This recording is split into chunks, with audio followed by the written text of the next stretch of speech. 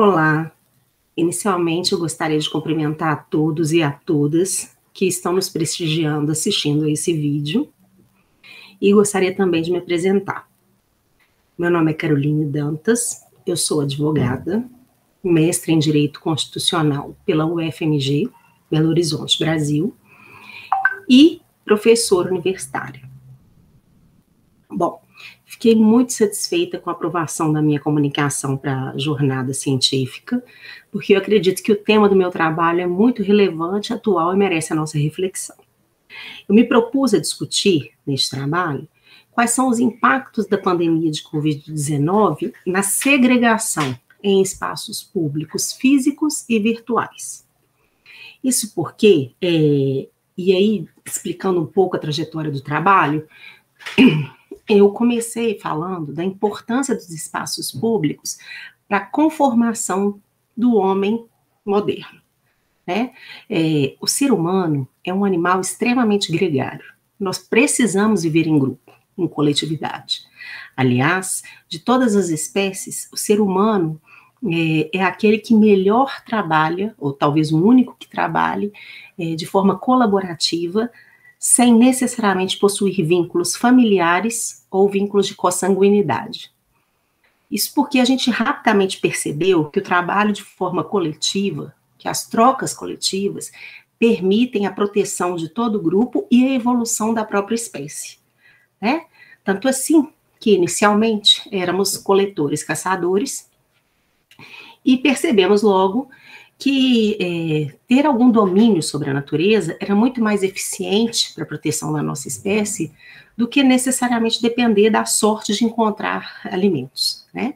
Então, tão logo nós nos organizamos de forma mais social, nós nos fixamos num determinado território e ali começamos a construir nossas culturas, né? Nos tornamos agricultores. Fustel de Coulanges, inclusive, diz que as primeiras tribos, os primeiros clãs, eles fixavam no território com um objetivo comum. Qual era o objetivo? Era fazer uma veneração, uma adoração a um Deus que pertencia àquela família ou aos seus ancestrais. Vejam que a fixação no território, ela está diretamente relacionada a um sonho coletivo, a um sonho do grupo, que no caso, à época, era a adoração dos seus ancestrais. E hoje, se nós fizermos uma analogia com as cidades atuais, a fixação no território urbano hoje representa o sonho de desenvolver todas as suas potencialidades, o sonho do crescimento, do desenvolvimento, do bem-estar, de uma vida melhor, né? E ao longo da nossa trajetória, ao longo de todas as cidades, a gente percebe que o território urbano, ele é a manifestação das relações de poder econômico e político da sociedade. O território urbano, ele não é dissociado das relações de poder. Ele não é algo que acontece ao acaso, né? Ao contrário, a cidade representa de forma concreta aquelas estruturas sociais colocadas. Dito isso, né, é sabido que desde que o mundo é mundo, nós temos uma classe que se ocupa, né, do trabalho e outra que se vale do excedente produzido por ela. Essa desigualdade social e ao aumento da concentração de renda, ela gera também segregação no espaço territorial. Normalmente, e aí não precisa fazer grandes estudos, qualquer estudo sobre cidades de médio e pequeno porte, mostram para a gente que as classes mais abastadas ocupam a região central ou as regiões, porque dotadas de maior infraestrutura, bens, serviços, né? Ou se o centro sofreu um processo de degradação, essas classes mais abastadas migraram para uma área de subúrbio, né? E ali constroem seus condomínios fechados, com muros altos, para proteger os de dentro contra a população de fora.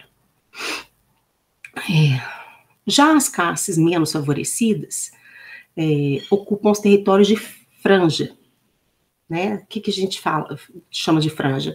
Aqueles territórios periféricos que não têm a infraestrutura básica, não tem saneamento, às vezes não tem vias pavimentadas, às vezes não tem infraestrutura mínima, né? Energia, escola, e isso compromete a vida urbana dessas pessoas. E isso está associado, e o que isso tem a ver com a produção do espaço público, né? Nós acreditamos que a possibilidade de conviver em um espaço físico, com múltiplos usos e classes distintas, né? Nós acreditamos que essa possibilidade de conviver em espaços físicos com múltiplos usos e classes distintas potencializa a possibilidade de trocas e criação de algo novo, contribuindo para a evolução do ser humano e da própria civilização. Quando você tem espaços de fruição coletiva restritos a determinada classe social, você empobrece o nível das trocas. E aí a gente pode falar num primeiro momento sobre o empobrecimento no sentido de não criação de algo novo, mas também você tem um empobrecimento na possibilidade de não criação de empatia, não criação de solidariedade.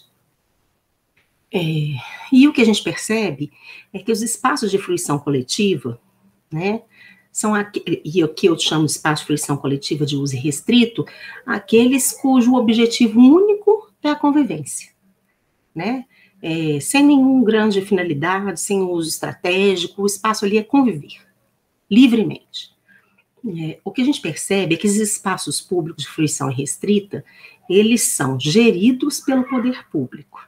É ao poder público que compete a implantação, manutenção e gestão desses espaços. Todavia, né, se nós fizermos uma análise do desenho urbano, nós vamos verificar que esses espaços públicos, eles estão concentrados em regiões onde estão assentadas as famílias mais abastadas, né?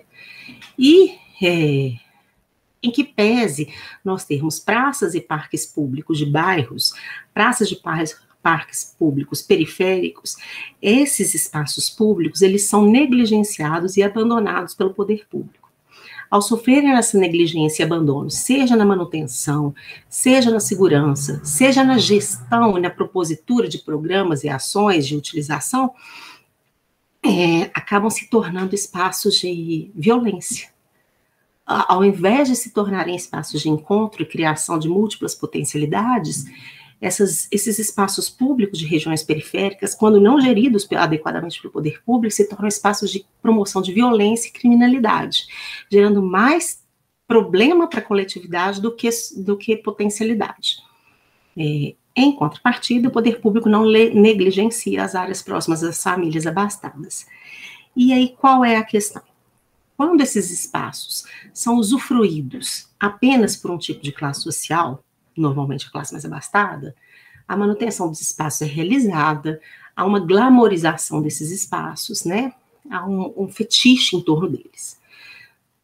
Mas, quando o poder público promove alguma medida de facilidade ou de mobilidade urbana que permita que o cidadão de baixa renda, localizado em outra região, consiga se deslocar e usufruir daquele espaço público próximo das classes mais abastadas, quando o uso é misto por classe social, rapidamente a classe mais abastada abandona e, consequentemente, o poder público negligencia, tornando um círculo vicioso de criação de um território, de um espaço de preocupação para a cidade e não de potencialidade, né? Bom, a segregação do espaço físico, ela é evidente, já foi objeto de inúmeros estudos. Nós acreditamos que não basta que se instalem parques e praças, é preciso que se tenha uma gestão efetiva desses espaços, é preciso que a coletividade se aproprie deles, e mais do que isso, é preciso que os usos sejam feitos por classes de diferentes ordens. Como se não bastasse, nós tivemos o advento da pandemia de Covid-19. Com a pandemia, houve a necessidade de adoção de medidas restritivas de deslocamento. E, com isso, a gente imaginava, essa hipótese inicial, era de que os impactos da Covid-19 eram similares no que diz respeito à fruição de espaços de uso coletivo, independente da classe social. Uma vez que todos os parques, praças estavam fechados, assim como as áreas de lazer de condomínios de luxo, eventos pagos, tudo ficou proibido. Então, acreditava-se que o impacto da coletividade seria o mesmo. Não foi o que se percebeu, né? As classes mais abastadas, elas rapidamente promoveram a migração da esfera pública física para a esfera pública virtual. Então, ambientes foram redecorados, casas foram adaptadas, computadores foram adquiridos, melhorias no sistema de internet foi realizado, e os membros daquela família puderam continuar exercendo, ainda que fisicamente, né, todo o seu trabalho de home office, estudo e lazer. No caso das classes mais abastadas, é curioso o fenômeno que o espaço público e privado ficou conformado dentro da esfera do domicílio. O que diferenciava agora o espaço ser público ou privado era o fato de estar online, offline.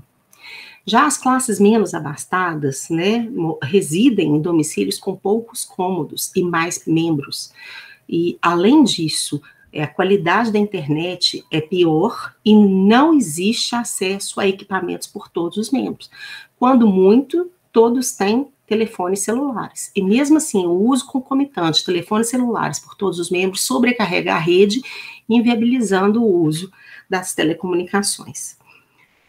E aí, consequentemente, a possibilidade de estabelecer trocas, ambientes virtuais, onde as pessoas pudessem interagir socialmente, foram mais bem aproveitados por os mais ricos e muito menos aproveitados pelos mais pobres.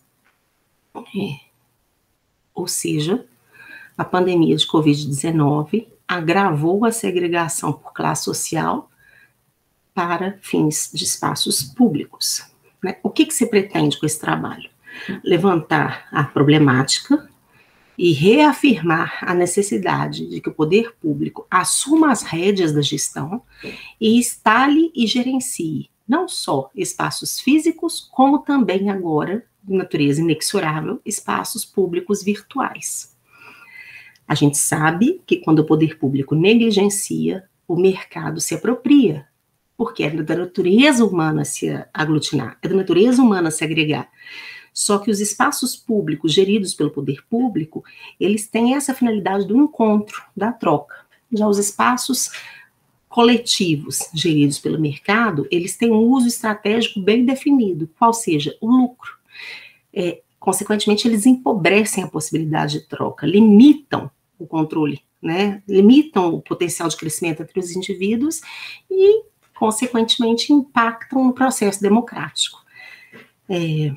A gente espera, né, que a partir dessas reflexões, a questão do espaço público, seja ele físico ou virtual, seja retomada na lógica do planejamento, porque imaginar-se que um mero desenho territorial vai ser capaz de conformar, acabar com essa exclusão, negar o óbvio.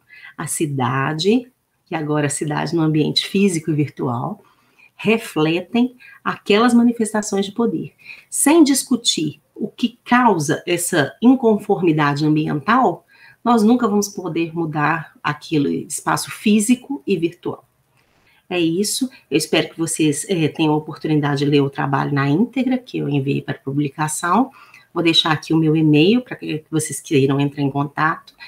E sigo aí, à disposição de um debate, ok? Meu e-mail é caroline, bdeboladantas@gmail.com. Obrigada.